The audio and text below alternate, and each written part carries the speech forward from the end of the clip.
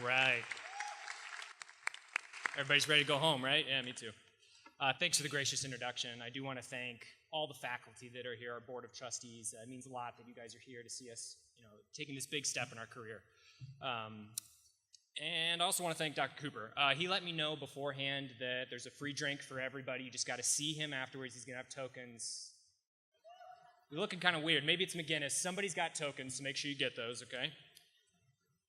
I do want to say that I think it's impossible to describe the feelings involved in a day like today. I do find myself sort of at a dichotomy of emotions. For all of us, this has been a journey that's been a lifetime in the making.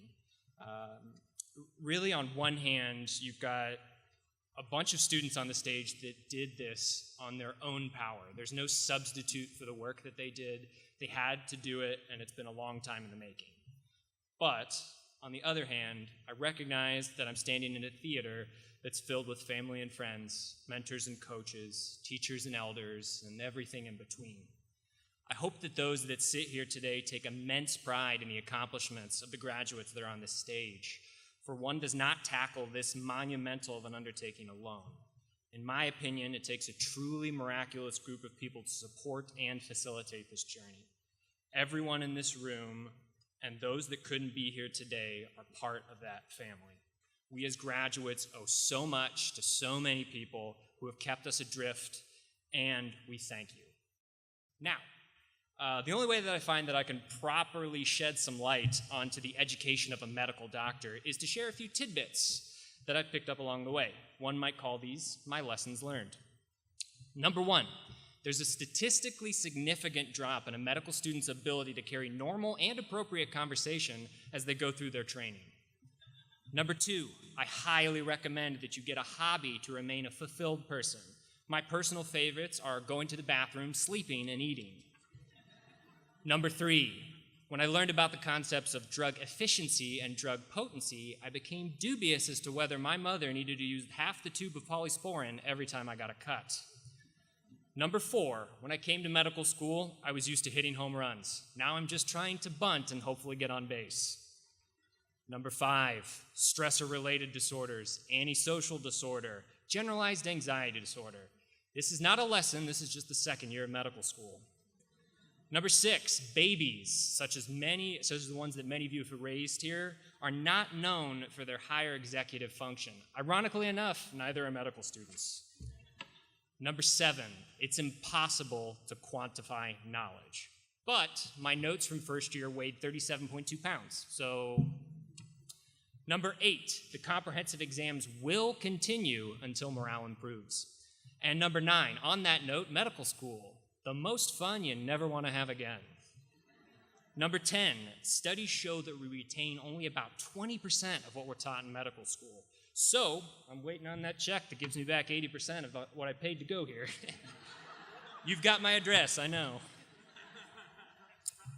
Number 11, I've learned to stop thinking that one day it will be worth it, because it's worth it now. As we wrap up our graduation and our ascendance into the medical profession, there's one sentiment I wish to echo. On this stage, there are people going into vastly different careers, marking nearly every medical specialty and interest. Before us stands a career of service to others, and one that is not lightly taken. Physician burnout and depression are running rampant in our current work environment. While it's impossible to accurately assess the total number, articles have been published that show that nearly as many as 400 physicians take their life every year. It's representing more than one a day. Physicians have a higher risk of dying from suicide than the general population. Whether it's work hours, our healthcare climate, our patient population, our debt, or a mental taxation that can accompany caring for others, it is clear that there is a crushing burden that walks hand in hand with being a medical physician. To my fellow graduates, we have all been tested greatly in the past 4 years. We've been to our own individual breaking points, and we've become all too aware of our own shortcomings and limitations. Individually, we can bend and we can break. But collectively, you will not find a stronger, smarter, and more motivated group of people anywhere in the world. I implore you to recognize that we are in this together. Stand alongside your colleagues, lift them up, and support them when they bend. Together, our potential is limitless, our effect on the world is immeasurable, and we can get through this.